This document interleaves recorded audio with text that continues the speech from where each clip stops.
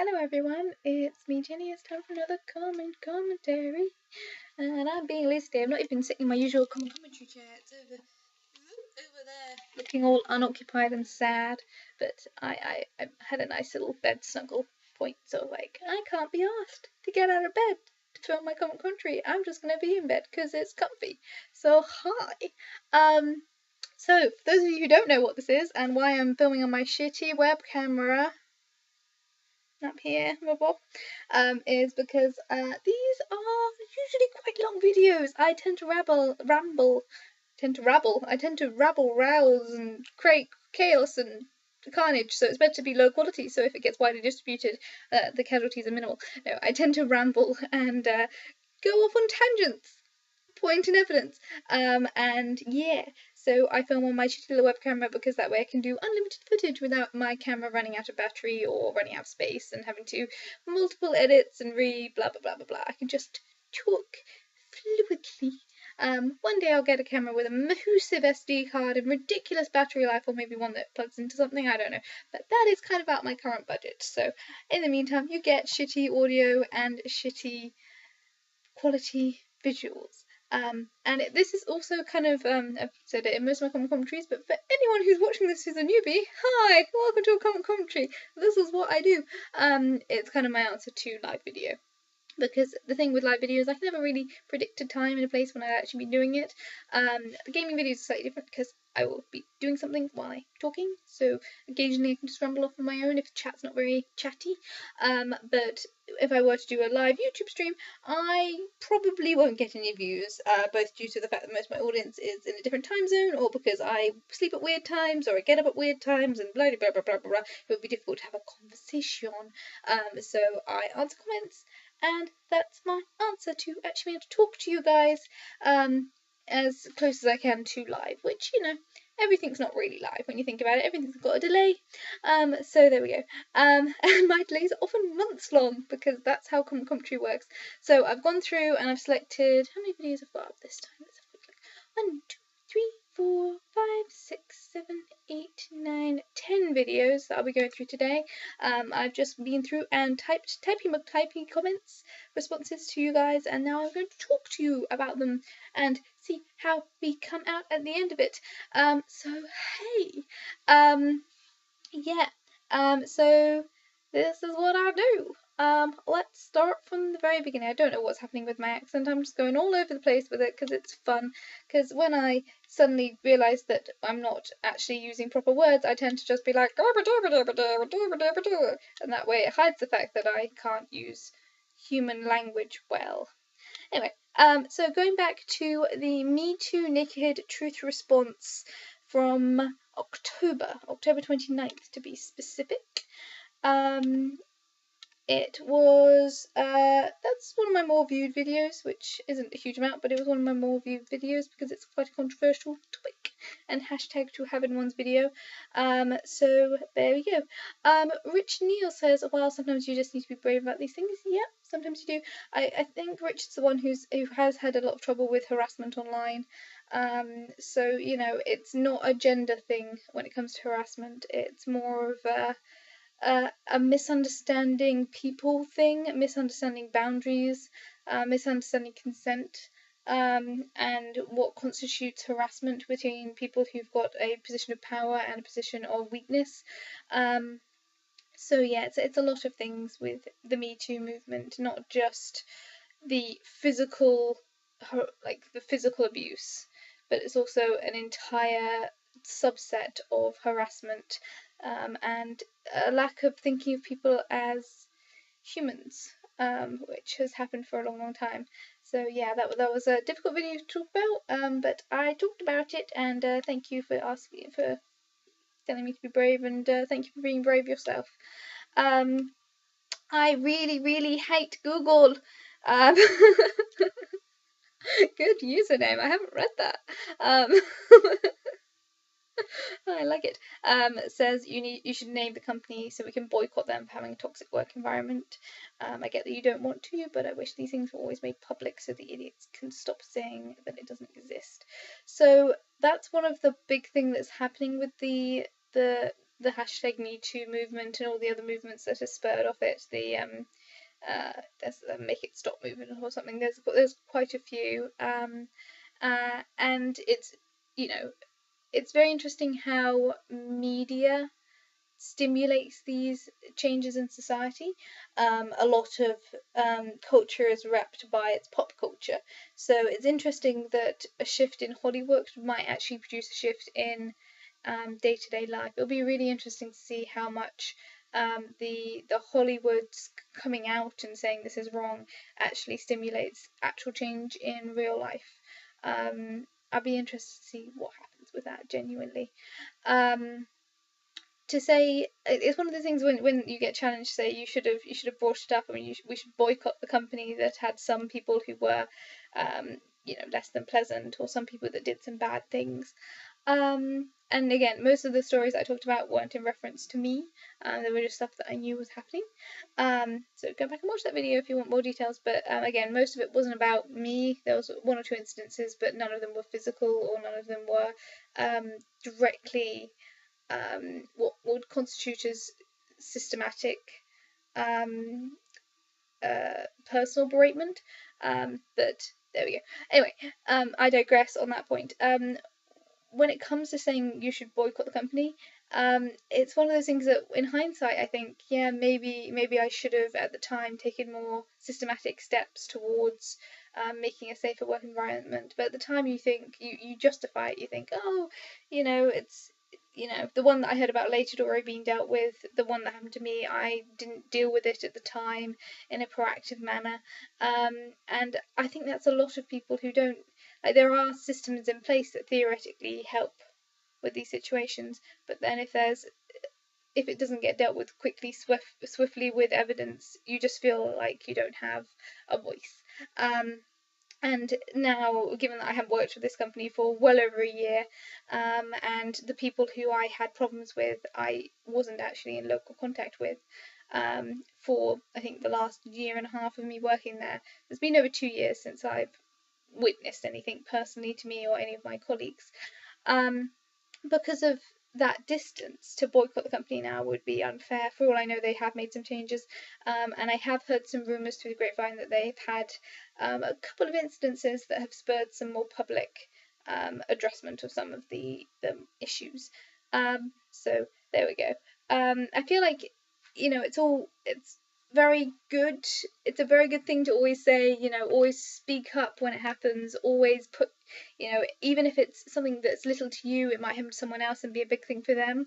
But it's so hard to know when to judge if it's someone just saying an off-kilter joke, or whether or not it's something that's actually a really nasty thought process that they have, which they then might inflict upon others. And as I said in that video, like, I very clearly give off a, if you, I know the system. If you do anything to me that I actually deem to be more than just a one-time situation where someone said something nasty to me, I will take it up the chain. I know what to do. I know how to deal with it. If there's anything more extreme than can be dealt with in the company, I know what steps to take then. And I do give off that kind of I don't know how to describe it, a shield of systematic knowledge, and a shield of self-awareness and self-protection, if that makes any sense. Like, I was having a conversation with one of my current colleagues about how he was saying it was what Christmas do, and he was saying that people were sloshing drinks all over the dance floor, and I pointed out to him that for a lot of women, we're socially trained never to put your drinks down. And I'm not ever going to say to a girl, don't worry about it, leave your drink down, because that might be the time when someone does something. But it is a ridiculous state of affairs for those of us who are brought up to be ridiculously conscious of these sort of things, to then have to think about them every time you go out drinking, to have that drink in hand and never put it down. If you put it down, it's a waste of money because you have to not drink it. I know a lot of girls aren't in that thought process that I have, but I wear shoes. Don't wear shoes you can't run in. Even if I'm wearing heels, they are heels that I know I can freaking sprint if I need to. There was something I was talking about to a different colleague. I was saying that, if you have to walk somewhere in a city at night, you safety spot. At least I do. I safety spot house to house, where if something were to happen now, where would I go? Where would I run to? If someone were to walk up behind me and start talking to me in a way that I found to be aggressive, where would I lead them to? Somewhere well lit, somewhere public, somewhere near a building that I was familiar with that was open that I could go into.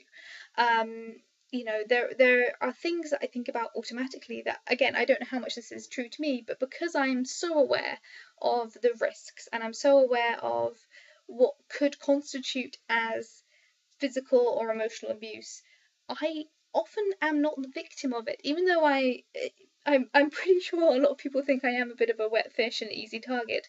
Um, Years and years of teasing in school, which, you know, I did naked truth on bullying, and, you know, I was never. There was some horrific incidences of bullying within my school. I was only victim to some very minimal bullying, honestly. I think the worst thing that happened to me was someone stole my art book and all of my art supplies, and then left them, and then returned them the next day after, you know, I'd made a report to several teachers and they brought it up in the class the next day. And then from then on, the teachers allowed me to hide my bags in a separate office. So, you know, that was the worst incident that happened to me. And it was, you know, I had all my coursework in it, so it was heartbreaking at the time. But because of those little incidences, and because I know I know I'm safe with the people that I'm always with. I don't go anywhere that I know I'm not safe. I always think about these sort of things, which, again, I don't know how much of that is me and how much of that is other women, or other people, because, again, it's not a gender issue, it's a people issue. And because I know the rule book, and because I'm a little bit of a tough, I like to think of myself as relatively tough when it comes to these sort of things. I am often not the victim of these sort of things because of all those reasonings. You know, for the stuff that I witnessed, I heard about at my workplace, the stuff that I'm talked about in that video, I have no doubt that if any of those people who did commit the more serious cases, if anyone had done that to me, it would have gone right up the chain. No questions, no thoughts, it would have gone right up the chain. And if one of the things that I heard about had happened to me, I would have gone to the police. No questions, I wouldn't even talk to management, I would have gone straight to the police. So, you know, I do have, again, the benefit of being a young, fragile looking white woman, and I'm very aware that that is also a significant factor when it comes to these things. There's a lot of, you know, victim blaming as a horrible part of culture. But for white young women to come forward, there will be victim blaming, but it's nothing compared to men or men of colour. You know, them coming forward is not only seen as a stigma on their masculinity, on their culture. They're just, for whatever reason, at this point in society, it is much trickier for them to be heard. And it's fantastic that this movement is happening, this cultural phenomenon is happening, and it may lead to, as I said, so much of what pop culture speaks about is then channeled into daily life. The fact that it's so public now may make a change in day-to-day life, but it's still predominantly white women who are speaking out in this context. There are a couple of men who've spoken out in this context, but it is predominantly white women, and I want to hear every voice if I can, and I feel like every voice needs to be heard. And I do know personally that I don't hear those voices, whether or not it's because I'm not looking as thoroughly as I should be, or whether or not they just aren't being spoken, because I've no doubt it happens. But yeah, that's a tangent. Oh God, way to lower the tone of a comment culture. It's meant to be fun. Why did I start with this video? Ye gods. I can't remember what my point was, but yeah. I'm gonna move on to another video because that's a grim way to start a comment. 14 minutes. Jesus Christ, I'm sorry. Let's move on. But yeah, hopefully I said something useful in that mini tirade. Okay, moving on to my formal wear tag tour tag game. I should have started with this video. This video is nice and upbeat. Okay. So Graham Sharp That's interesting spelling of Graham. I like it. That's very Gaelic. So these dresses are fantastic, and as is your light footwork. Love it. Thank you. It was a really fun film actually. It was between me and Tora, it was my tag for tour because I knew I had these dresses and I knew that I never get to wear them and I'd like to show them off and it would be a nice excuse to dress up. And as part of the original tag, it included jewellery and shoes and dresses and whatever else. And hair, accessories, blah blah blah blah. And spoiler alert, for that video, I was coming out of a really awful cold. I think that was a couple of weeks after I'd been sailing, and I got a wretched cold coming back from a day of sailing, which I think the cold was already building up, and then a day of sailing just kicked over the edge. I was sick. And I think I was towards the tail end of the cold at this point, but a lot of the outtakes are me like coughing in between things, and part of the reason why the camera is so far away from me, mostly to get the whole of the dresses, but also to kind of hide the fact that I felt grim and I was sweaty and I felt just. It was a fun video to film, but just off camera I just kept coughing and spluttering, and I had to. Between each take, I had to blow my nose, and it was just a stotty gross mess. Like, it was just a cold, but it was a stotty gross mess. What's interesting is also I'm currently freeze framed on the shot of my legs from the beginning of the video. I did do an entire dance section with different heels, but I only had time for this one within the confines of this song that I was choosing. You can actually see the big old bruise on my ankle from paintballing, which I never filmed any stuff from my paintballing because I wish I'd filmed my legs after paintballing because I had some ridiculous bruises, like proper swollen, like bullet marks, and the one on my ankle was close range, and it properly. I've actually got a little bit of a scar on it, so it's on in the video. It's on my left ankle. If you want to go back and watch that video, but yeah, I'm going to stop looking at that video of my ankles, and move down to your comments, which is the point of the video. Okay, so yes, just a minute, like fitness, woo! So yeah, I mean to do more dance videos. What's interesting is also I went back through all my dance videos to make my dance video playlist, and the shoes that I'm dancing in that picture are also the shoes I'm dancing in the oh, which movie review was it where I did? I think it was The Artist. So I did a little dance when I reviewed The Artist way back with Sourcefed Movie Club, I think, where I was wearing the black dress that is also featured in the video and those heels, and I did a little dance in the garden for The Artist.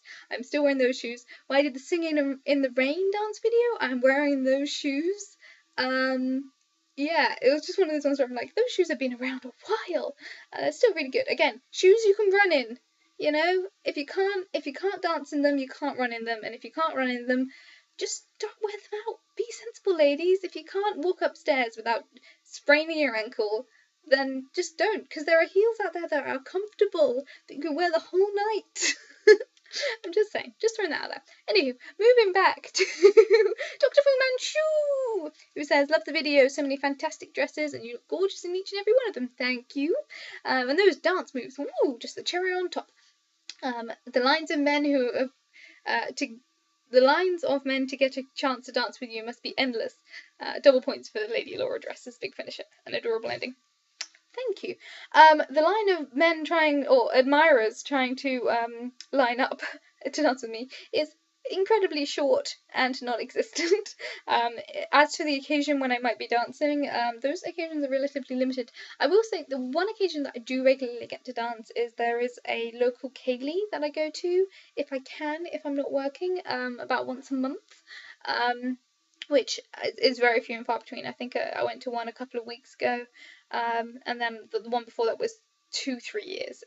I know that happens once a month, but I keep on, I'm either working the next morning or I'm working the evening of, and I just can't get there, or bloody blah blah blah, and I forget and all of those things. But the great thing about ceilidhs, I love ceilidhs so much, because if you stand up at the edge of a ceilidh looking like you want a partner, usually a gentleman or a lady will ask you to dance.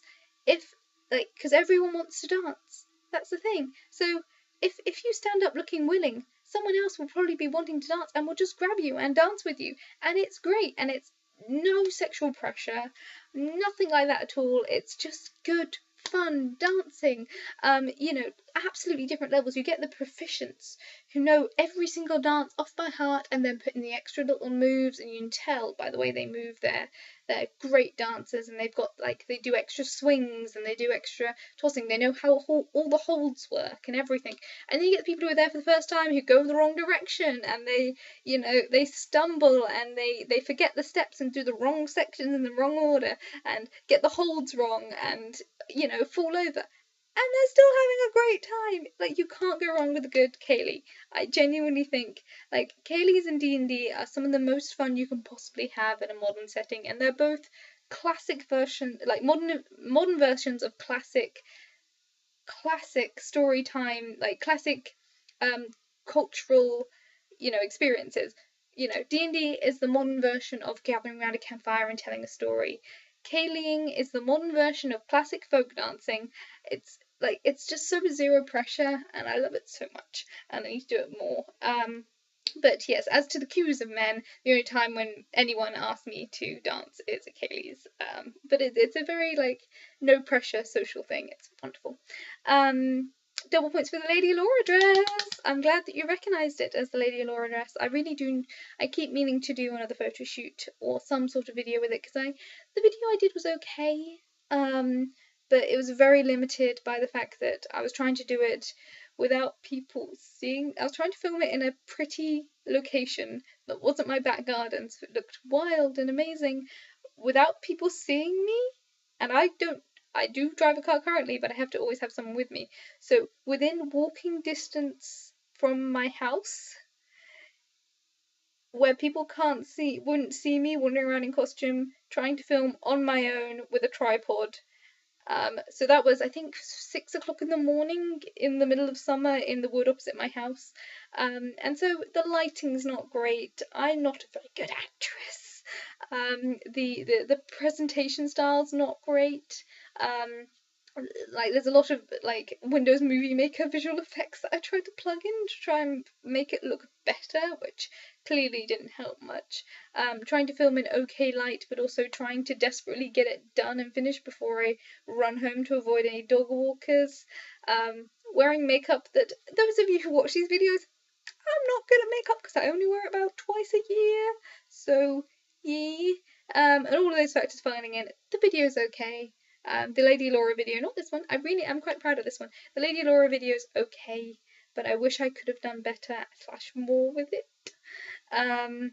What's nice is my hair is nearly long enough that I don't need the extensions to do the Lady Laura plaits, which is nice. I might do another one at some point. And I really do want to do a better photo shoot, because again, all the pictures I took of the Lady Laura dress were stills from those moments of filming. Simply again because I was on my own, and I'm not very good at acting or selfies or whatever, so, you know, I can't really set a camera and then stand in front of the camera looking like this is a pose, because 9 times out of 10 I will blink, or I'll be like bleh, or like, you know, I'll do something stupid with my face. So basically I just go through and take a screenshot and like try and make the best out of it, which means that the photos are low quality or as not as good quality as they ought to be. The lighting wasn't as good as it ought to be. Basically I want a more professional photo shoot at some point, but I don't know how to do that. I don't have any friends who would be particularly willing, but we'll see. That point aside, wow, I'm the master of tangenting. Someone else asked in one of the other comments we'll get to whether or not I can go over an hour on these. So we'll see. We shall see. I don't really want to, because it's already not early o'clock in the morning. Fortunately I don't have to get up too early tomorrow morning, but it will be nice to be sensible. We shall see. Anyway, Fu Manchu also says, Laura just, so another little Easter egg for that particular video. The fade in, white fade in, fade out before the Laura dress was meant to go at the end to hide the fact that I'm hoisting up my dress awkwardly, because it was, so in order to film it, and so it kind of, my dance moves kind of match with the music, what I did was I played the music on loop. So I just put the music on my laptop, which is from the YouTube video player, and just dance along to the music from my laptop. So that's why the dancing is more or less synced to the music that I'm playing on the video. It's because I was dancing to the same music. And at that point in the video, right at the end, when like the Allura dress is happening, I got to the end and the track got to the end, so I waited and pulled up my dress and waited for the track to circle back round again, and then I started dancing again. But it was the best shot of the dress on that particular spin that I did, so that's the clip I used, and I was hoping to use the fade to white at the end of the video to hide the dress hoisting. I don't know why this is probably information you guys don't want or need, but that's what commentaries are all about. Information you neither wanted nor needed. So I was hoping the fade to white would happen at the end of the video, in order to hide the dress hoist. But then I didn't check that. That was one of the last things I did. I didn't check that it went after the Allura video, the Allura clip. It happened before the Allura clip. And then I was like, save movie, compress movie, upload, and then so be it. But yeah, it was a way of highlighting the Allura dress, which was one of the, it was kind of, I think, someone, who was it who said, someone said at some point,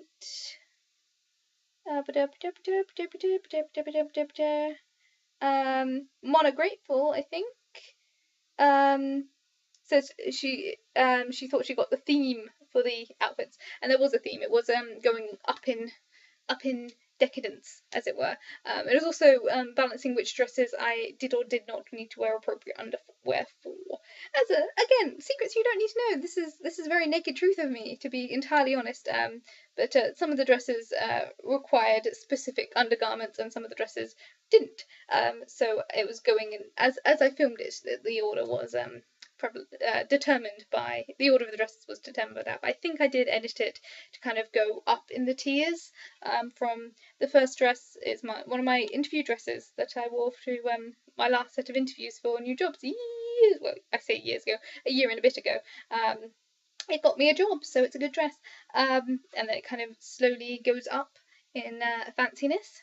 But it comes under formal wear. I think interview work dresses come under formal wear. But there we go. Moving on. KSJ Hawker says big smiley face. It's a picture of a smiley face. It's not a big smiley face. Quotation marks. It's a smiley face. So yay. Anyway, so back to Mona Grateful. I didn't actually read out their comment. That was awesome. I loved your Regency hero dress, but your hair / a blue medieval gown at the end was a dream made real. That's lovely. That's a really lovely idea. Oh, that's such a... Oh, you make me blush. She thought she got the theme. Only reservation is to wish you went barefoot for the gown. That added a fairy tale-ness. Hopefully you can do another video with the dress next spring and summer. Thank you for posting. So, again, with the Allura dress and with the other dresses, that little bit of slabbing in my garden is relatively coarse, and so the heels help with the general, health and safety effect. And as I said, I wasn't very well, so having cold feet wouldn't have made me particularly happy. Again, with the Allura dress in particular, again, little spoilers for you, I have to wear heels with that dress because it's too long for me. Same with the kind of creamy floral full-length maxi dress that was towards the end. Both those dresses are a bit too long for me, and I need to hem them quite severely because without heels, very high heels, and some ladylike, like picking up my skirt, I cannot walk in them. They are slightly too long. So I'd love to do a barefoot or Lady Allura at some point, or maybe like little blue slippers seem very Lady Allura. But I would have to first hem those skirts because otherwise I will trip over and it will be very, very unladylike and hilarious. And for the Lady Allura video that I did in the woods, I was also wearing a pair of heels. But again, that was mostly because I don't want to go barefoot in the woods. As lovely and romantic as it is in the, fantasy world, not so practical in real life where there are dog walkers and, things that hold tetanus. So yes, that's a thing. But I would love to, again, I'd love to do more shoots with the Lady Allura dress. I'd maybe like to do more stuff with the Regency dress. I'm still really happy with that Regency dress. The Lady Allura dress is an bought dress. I found it online. It had the perfect, sleeves and the off the neck and the side, and it had the shaping that was just, tossed and turned over whether or not to buy that dress, because like I cannot justify it. I do not have any occasion to justify buying this perfect Alora dress. It's just too perfect, and I love this character so much. And then I bought it. So I altered that when I added the sleeves, and all the gold beading around the sleeves took so long, and there's some gold beading around the neckline as well. That took bloomin' ages. But the Regency dress I made from scratch, the red Regency dress, which, yeah, check out that video, which is somewhere in my archives. I will put links in the description to which videos have I talked about so far. I'll put a link to my dance playlist. I'll put a link to in fact, I'm gonna have to write this down, or something. One sec, live, yeah, this is what we get for being, no edits, because now this video is too long to be worth editing, so I'm just not gonna do it. Loading, my text box is loading, my computer is just loading. So yeah, I'll put a bunch of links in the description of this video if you want to go check them out. If you are one of my viewers who is crazy enough to watch probably what is 30 minutes. Yep, 30 minutes, Jesus Christ. 30 minutes of me rattling on about stuff. So I'm going to put in the description just to remind myself, Laura video dance playlist. And I'll remember the other stuff as it comes up. Yeah. So that's information for you guys. And yeah, if you guys want links to any of my back videos, Regency dress, that was the other one, Regency. So yeah, check out the links in the description to the videos that I have referenced. Yeah. So words and stuff and things. I'll put a link in the description. Go check them out if you would like to check them out. I might also comment them in the chat. And if you do, guys, want to hear about anything that I've done in the past, I have a relatively good archive of videos that I've done in my brain. So if there's something specific that you're like, have you done a video on blankety blank? Then I can be like, yes, or no, I have not, but that is a good idea. I like ideas. I'm daily vlogging. I'm running out of ideas. Anyway, moving on to Richard Neal, who says that was abnormally energetic for me. Thank you. I have, particularly in the last year or so, there's a lot more FaceTimey vloggies. Sometimes I do. I've recently been worrying that you guys think I just exist in this room. This is my bedroom. I film in it a lot. I do go elsewhere in my life. Relatively often. I just don't usually take a camera with me of any kind.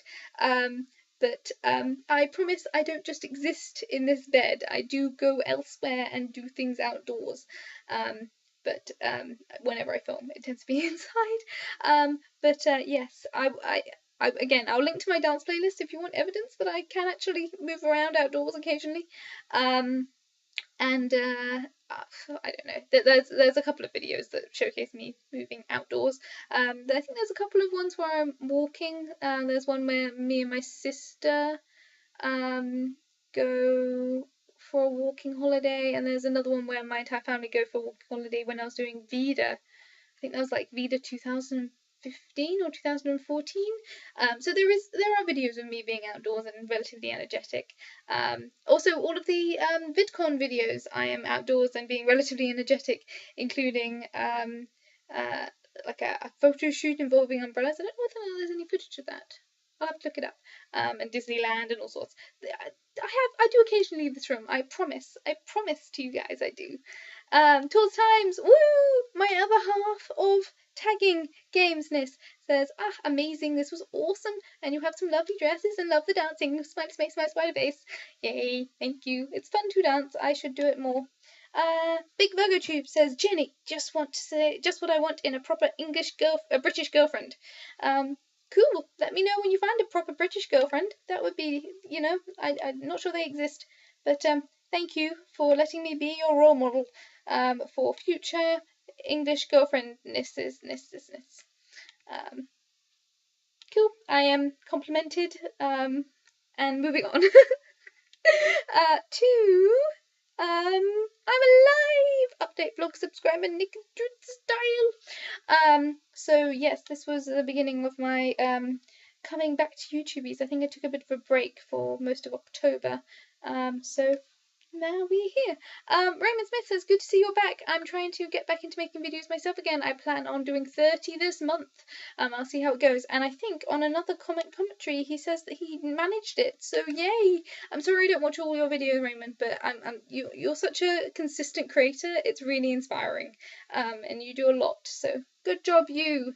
It's really good to have a thing that you're good at and do consistently. Nathan Lyle official says, God knows what my voice is doing. That's not what he says. He says, you should record your reaction to the moment you hit 500. There needs to be streamers and poppers and a big red balloon. Well, last time I checked, I was on 498. I don't know when I may or may not get an additional subscriber or two. It may happen, it may not. We shall see. The likelihood of me being at my computer recording my reaction at the time when it just happens to click is highly unlikely. But once I notice that I've gone up, I will let you guys know and I will do some sort of celebration. Any advice or anything you would like to see for my celebration, put in the comments. Any challenges, any tags, anything exciting you want me to see me do? You want me to bake a cake? I don't know, that's a bad suggestion. I'm not a very good baker. But, let me know if there's anything you want me to do to celebrate 500. It's for you guys, because you're the guys who are dumb enough. I love you, but you're dumb enough to stick around for probably more like 40 minutes of vlogging. 36 minutes of vlogging of a girl just sitting in her bed rambling on, talking to strangers on the internet for the most part. So yeah, if you want to see anything particular, your voice matters. I want to hear from you, because you guys are the ones that actually, you have a surprising amount of influence on my videos, just to let you know that. KSJ Hawker says, as Guma Pyle would say, may he rest in peace. Surprise, surprise, surprise. I don't know who that person is. I'm sorry. I could Google them. I may know who they are in context, but the name's not ringing any bells. But then again, it is late o'clock at night, so maybe I'm just stupid. I do not know who that person is. Andy Griffith Show. I don't think I've ever watched the Andy Griffith Show.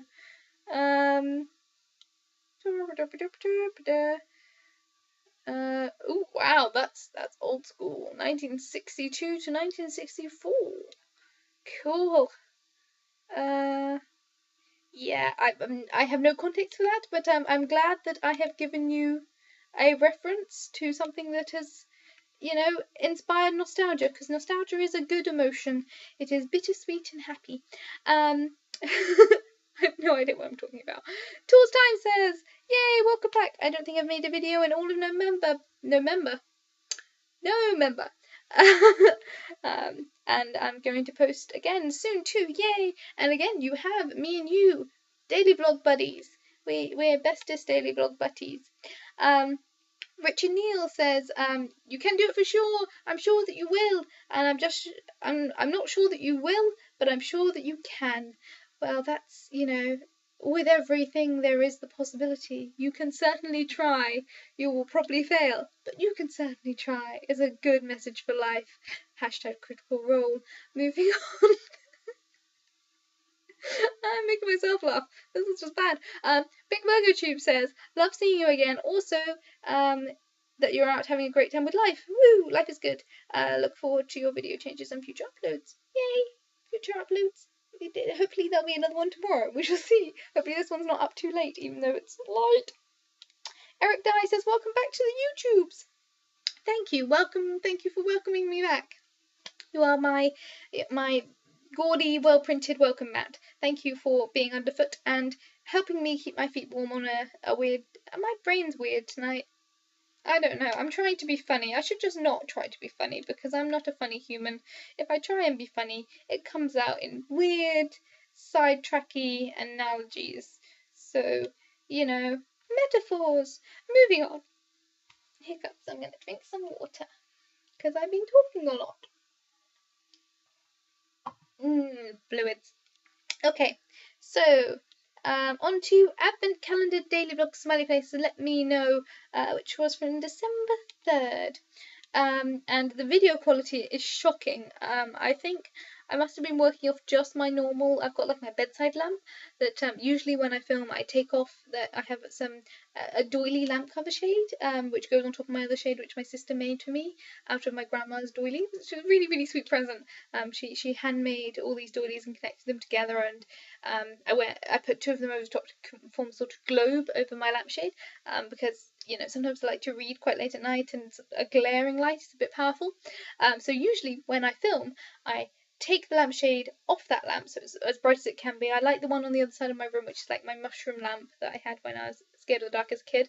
I think I feature that in my Naked Truth on MySpace. I'm going to put that in the description as well. So yeah, so if you want to go and have a look at my room, basically, then go check out that Naked Truth that I did last year sometime, where I show you my room. But basically, usually I get as many light sources as I possibly can in this room if I'm filming at night, because at this time of year it gets dark around 4. It's not light until like 7:30ish. So natural light is quite hard to come by. And then with working and with if it's my day off lying in and other things, it's hard to have decent lighting. So as I said, part of the reason why this room is pale walls is when I got it repainted a couple of years ago, I specifically asked for a pale wall colour so that the lighting is better. So, you guys have affected my life in physical ways. This is one of the reasons why you guys, I care about you guys. I painted my room cream. It was also because I was trying to make it more sophisticated and mature and match my favourite pillow set. But it was also because I wanted to make the lighting as good as possible in here. If you go back to my old videos, it used to be a kind of lilac colour, along with I've got a dark purple carpet still, lilac covered walls and a pink ceiling. It was very, very girlish with pink curtains as well with flowers on them. It was very, very girlish without being particularly sophisticated, and also the purple walls just drained the light in this room. So yeah, going out of context, just going from the video that I was filming, I clearly only lit one light source because I was feeling lazy, which resulted in the light being really awful. So I tried to up the light quality in Windows Movie Maker, which clearly went badly. So I'm sorry for the bad lighting quality and the kind of static look, which I think is a comment from Rich Neal. No, one sec. Who mentioned it?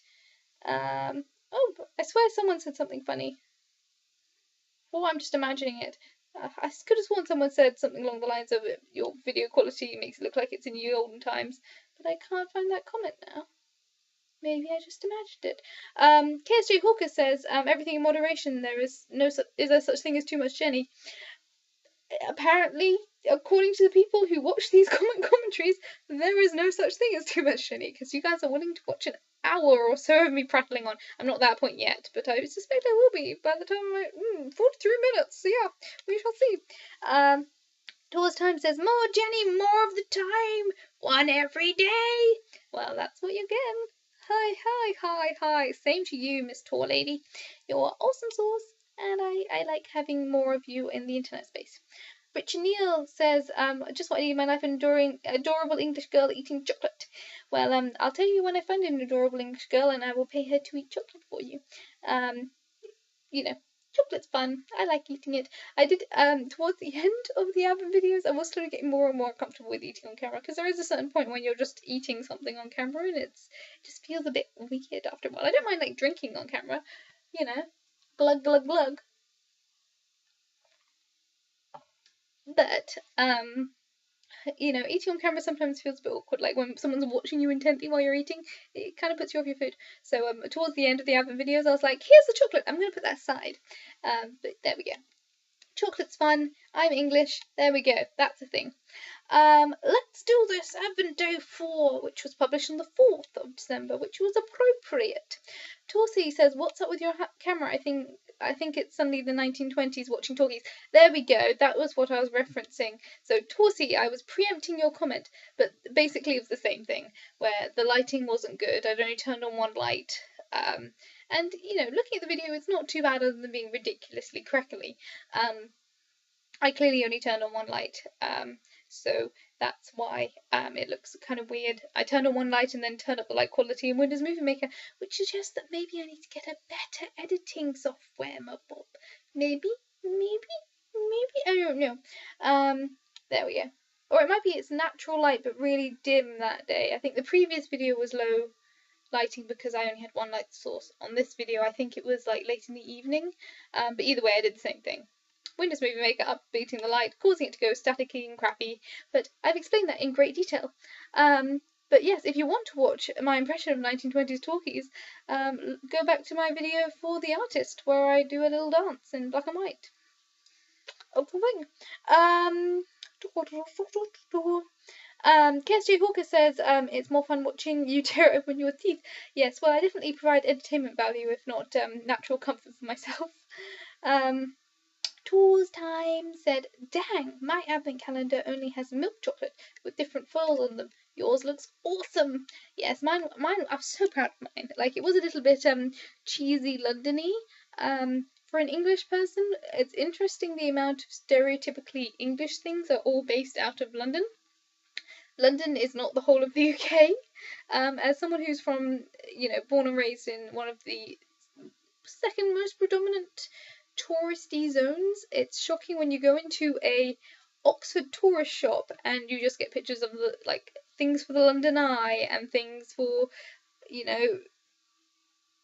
Trafalgar Square and things for Buckingham Palace and Big Ben and all these things where you're like, you realize that this is a gift shop in Oxford? I get where you're coming from. You're appealing to people who've come to England in general and want to see, want to buy a souvenir for their non-Englishy friends. So you're appealing to everyone who's visiting England.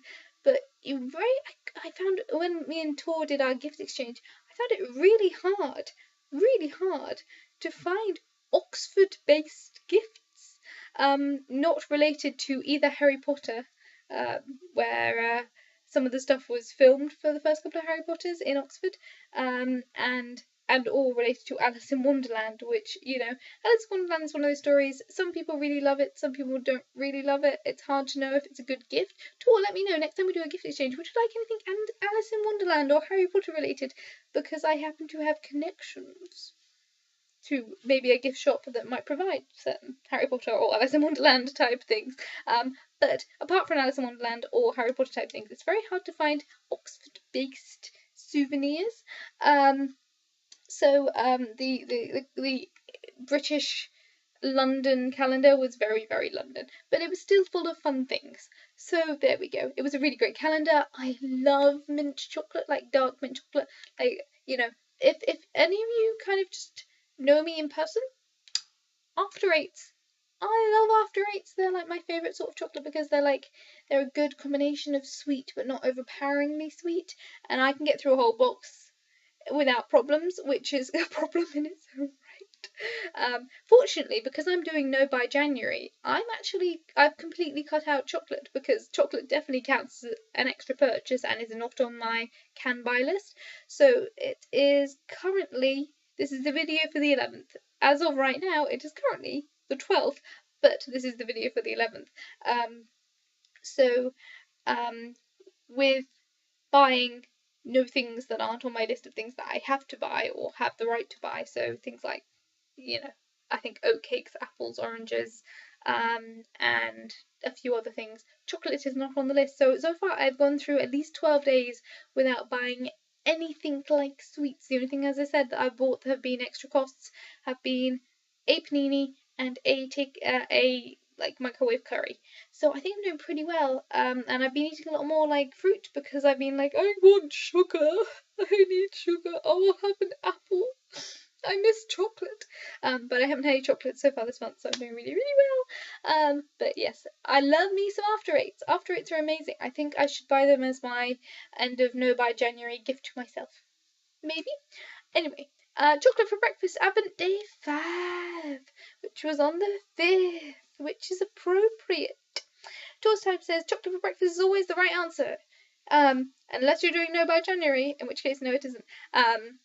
But yes, no, chocolate for breakfast is something that I only ever do at Christmas, usually, unless I'm getting up very late. Like, there has been more than one occasion where I've woken up well past morning time. And the first thing I've had is a snack waiting for lunch/dinner, depending on where I wake up. But I don't count that as breakfast. It depends on context a lot of the time, but I don't count that generally as breakfast. We shall see. It depends on if it's a meal in its own right, I guess.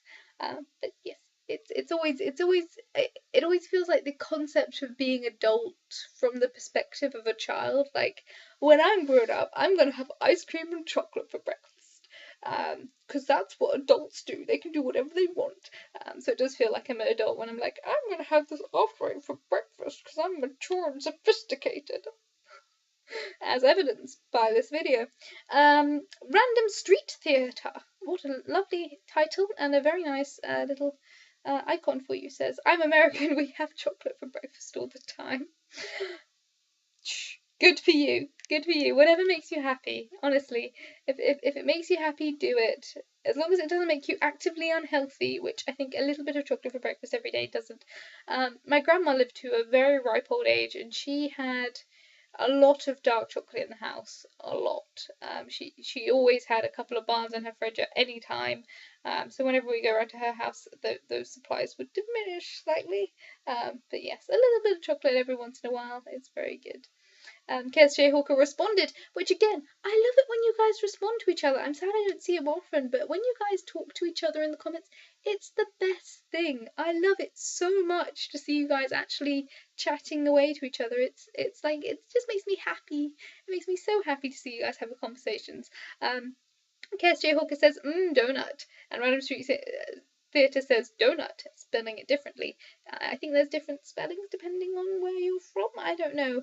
I think in England we spell it the full version, D-O-U-G-H and U-T, but I don't know for sure the American spelling. But donuts are lovely, and again, part of the reason for me doing no by July last year was to seriously cut down my intake of round foodstuffs with holes in it. It was donuts and bagels every day, and it was just not sensible and not cost effective.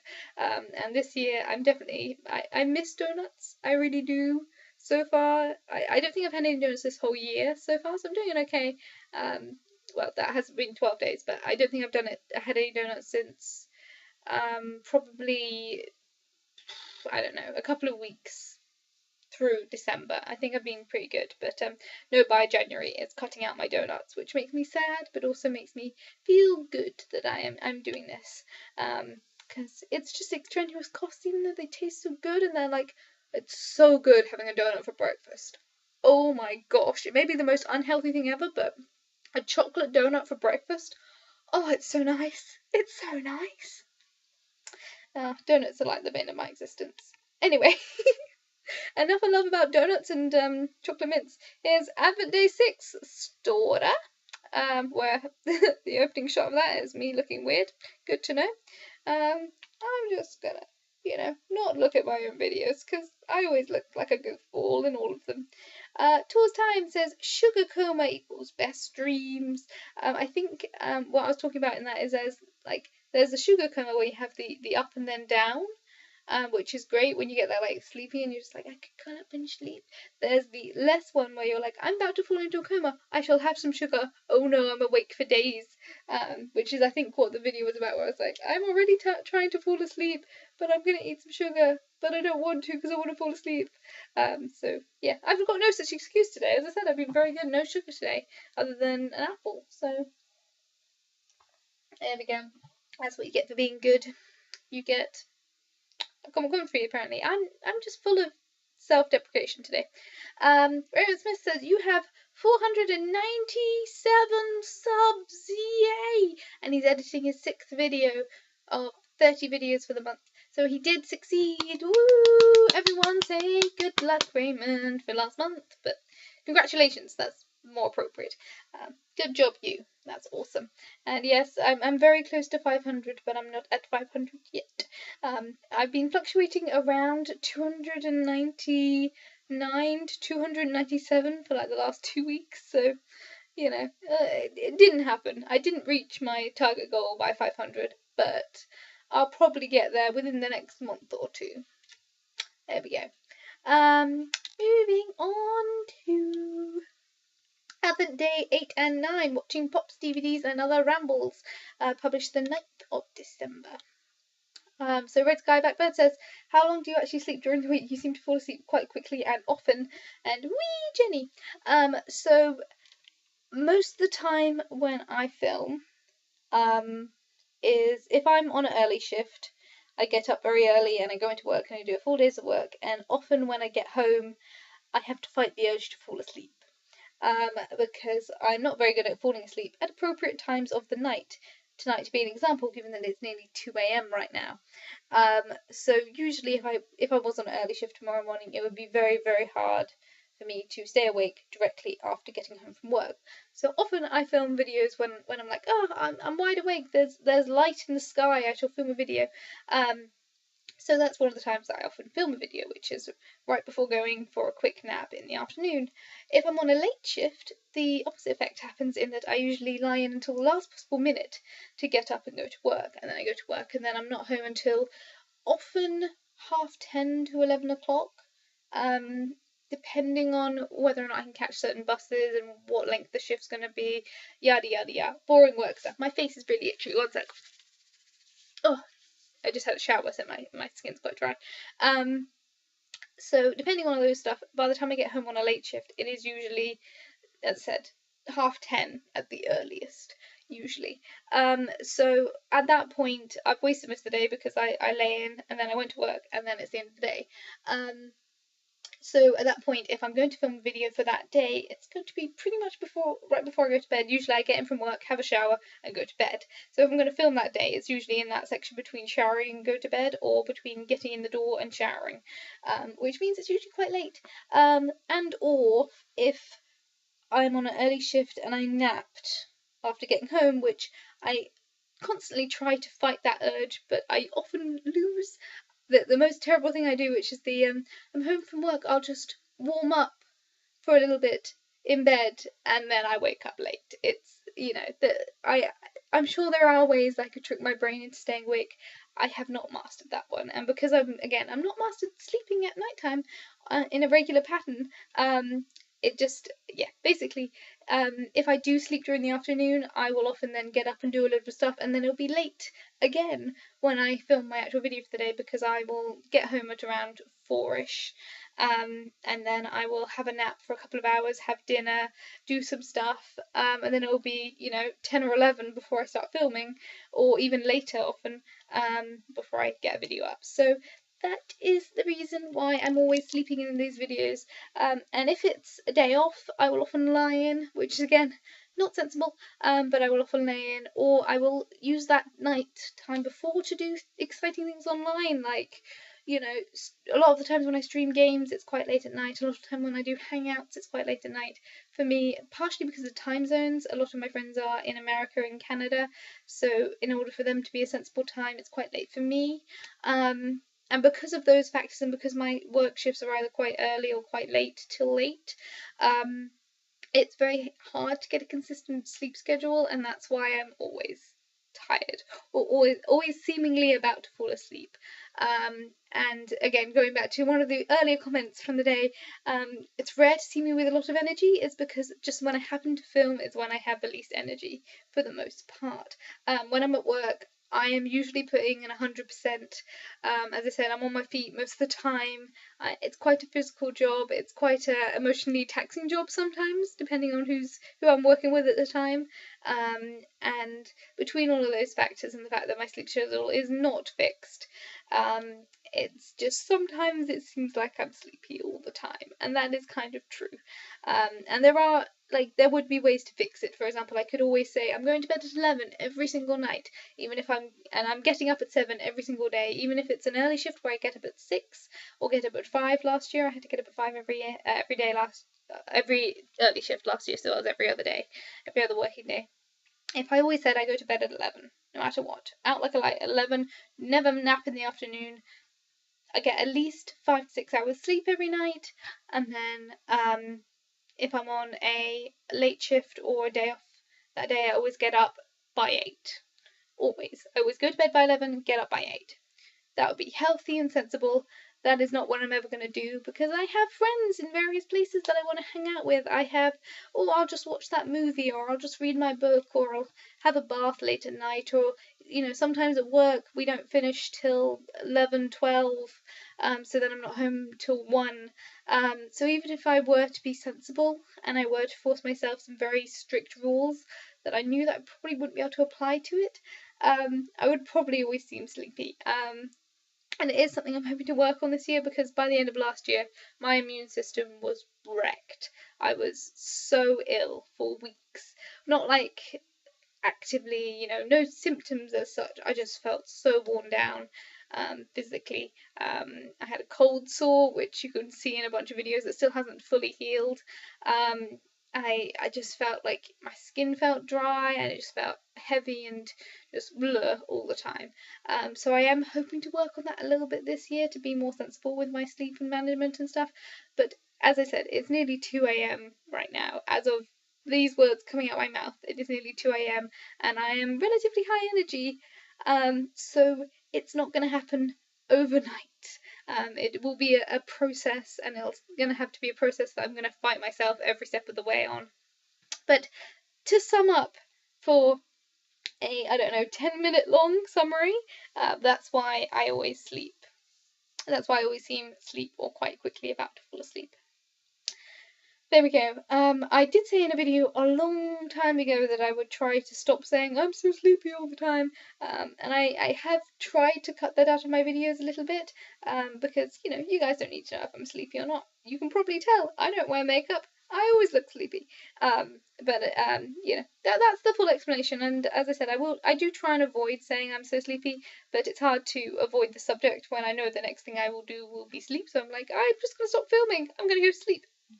There we go. Thank you for those comments. Moving on. I've got 2 more videos left to go. Oh my god. Oh my god. How long? We're over the hour mark, guys. We are over the hour mark. Ew me goosh. Okay. So, on to the last 2 videos. Commentry. My last commentary. Music, Moments and Cats. From December 10th. So, KSJ Hawker says, only 55 minutes. I expect better next time. I have done better this time. I would send forth a penny to increase your production value. Unfortunately, for you, that would be American, and our pennies aren't even worth a bite of watermelon. That is sadly true. Financial times, it's difficult. I do actually have a couple of American pennies, but they're all crushed from P4A,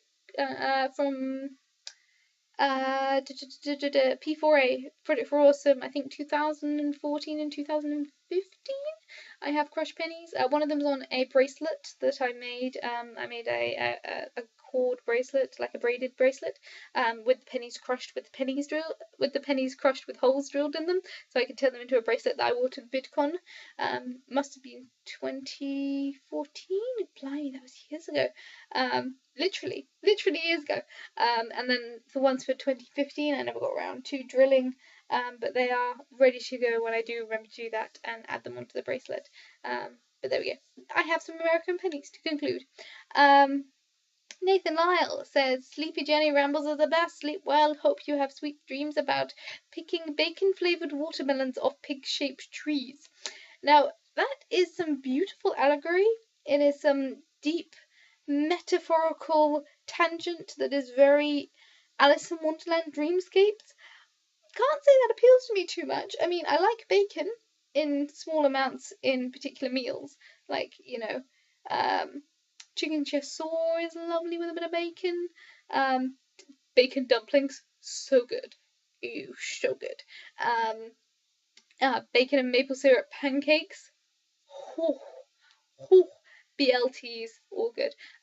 You know, occasionally a very crispy rasher of bacon is my sort of thing. But bacon flavored watermelons, not necessarily appealing to me, but great attention to detail and artistic thought. So you get serious points for that. Random Street Theatre again says a good way to get your water if you can drink it out of a. If you don't want to drink it, eat some melon. Yes, it is actually recommended for a lot of health and safety manuals and stuff to, if you are dehydrated, eat watermelon because it's got a very high water content. Hence the name watermelon. But yeah, it's very good for you to digest fluids in that way, because I think you absorb it slightly differently if it's in mass. So it's very good for you. It's a very good way of hydrating, without feeling like you're just gulping down water all the time. I'm really dehydrated. I usually don't drink this much water during commentaries, but apparently I'm in need of water this time around. Perhaps I'm just out of practice, which is ironic given that I'm daily vlogging at the moment. Yes, so that's a thing. And thank you. I'm on my last video now, so I'll spoiler it. Thank you to all the watermelon people from last time's commentary. You guys are awesome. Thank you for being crazy nut jobs who watched through the end of the video. You guys are amazing and weird, and I love you. I'll have to start thinking about possible words for this last commentary, but we still have one more video to go, so let's do one more video to go. Advent Day 10, new winter art, and it's snowing! Woo! From December 10th. So KSJ Hawker says, I'm jealous. Not so much precipitation here since October. You should make a snow angel. I didn't make a snow angel. I'm sorry. The snow went pretty quickly in the end. It only lasted for about 2 days, which was really sad. I was hoping it lasted a little bit longer, just a little bit. And it didn't affect my travelling, which was really annoying because I was hoping it would just like affect one day. I wanted one snow day. I mean, we don't really have snow days in England. It's not really a thing. You know, unless you cannot commute, because sometimes train travel and bus travel just cuts out if it properly snows. But you know, usually you have to make a real effort to actually be snowed in, and it's expected for you to come in unless it really is physically impossible, which never happens in England because we're very temperate. Even though we make a fuss about the weather a lot, it is very temperate here, hence why the snow only lasted 2 days, and I didn't get a snow day. My travel was not impacted, really annoyingly. And I didn't make a snow angel or even a snowman. There was some pretty impressive specimens both at work and at home, but none of them were produced by myself. But I wish I'd filmed a little bit while I was here, but again, it only lasted 2 days and I was working for those days, so I just didn't get the opportunity. And as I said, that time last year I was really just run down and tired and grumpy. You don't see it, but I was. Ing FB. English Facebook. I don't know what to. I'm just coming up with things. Ing FB says it snowed here in Chicago as well. So clearly not English. It snowed here in Chicago as well. Not to mention New York and even Texas a few days ago. This winter is going to be interesting. Sadly for me, it wasn't that interesting in the end. As I said, the snow only lasted for 2 days. Even though we have had some instances of frost on and off. Before Christmas. It's been very mild since Christmas and including Christmas, which was kind of annoying. Like, I finally dug out all my winter woolies just in case I need them. Like, I'm wearing socks, big woolly socks, which I love. I love wearing big woolly socks. But it's been surprisingly temperate, annoyingly. But there we go. It was usually, for me at least, we tend to get slightly colder around the end of January. So we might get another cold snap. We shall see, but it looks less and less likely as the year starts off. It's been very mild. We've had some pretty impressive mist. Yesterday on the way home from D&D, it was scary misty. Like, really quite alarming. Probably about 3 to 5 meter visibility with headlights. It was quite scary, particularly on the road to my village, which is completely unlit. There is no street lights or anything on that dual carriage A road. So it's quite scary, and because it's adjoined by 2 fields that get relatively low water levels, like flooding sometimes, and a stream on one side, like the mist was just thick and heavy and scary, and I'm so glad I didn't have to bike that day. I'm very, very thankful to my DM for driving me home. Thank you. You're the best. You're not going to watch this video ever because you don't know my channel exists, because I don't talk about my channel much with my IRL friends because it makes them uncomfortable. Anyway, I don't think this has broken any records for comment commentaries, but I think it's one of the longer ones. So yeah, I hope you all enjoy this 1 hour 10-minute video, more or less. Thank you for watching. Feel free to comment. For those of you who often watch the end, you crazy nuggets, I often put a secret word at the end, which you can put in the comments below, and that way I know who you guys are, who you crazy people are who watch the whole video, and you can get a nugget of credit and self-awareness in that I know that you watched all the way, because you guys are sweethearts. So today's secret word is going to be, I thought of one and then I forgot it. That is not the word. That is my brain. It is going to be pigeon. There we go. So put the word pigeon in your comment and I will know that you watched all the way to the end of the video. It can be subtle, it can be poetic, it can be metaphorical or metaphysical, it can be a pigeon-shaped tree producing pigeon-flavoured watermelons. Whatever you like. It's up to you. You can be subtle, you can be unsubtle, you can write it in acrostic, you can write it in code, you can write it in, I don't know, like, I was going to say Braille, but if you guys can send me the word pigeon written in Braille, I will be very impressed. But perhaps, maybe binary? I don't know. Write it to me in binary. That's a challenge. That's really mean. Don't do that. That's a waste of your time, and you've already wasted 1 hour and 10 minutes of your time. So, if you want to put the word pigeon, if you want to chat with each other. It's so nice to see people respond to other people's comments. It is my favourite thing when I do commentaries, when I find people who've talked to each other. And yeah, if you want to see me do anything specific, if you want to see me do any tags, if you want to see me do any challenges, music videos, not music videos because I can't sing, but you know what I mean. If there's any videos you want to see me do, please suggest them. Please put them down in the comments. Any games you want me to play, other than scary games, maybe. Put that down in the comment. I need ideas, and I would like ideas to help me celebrate if and when I ever reach that miraculous 500 subscribe mark. Please let me know what you guys want to see, because I want to know what you guys want to see. Thank you for watching. Feel free to comment, which is the whole point. Pigeon, and I'll see you guys all tomorrow for another daily vlog of some kind. Bye bye bye. Bye bye bye. Bye.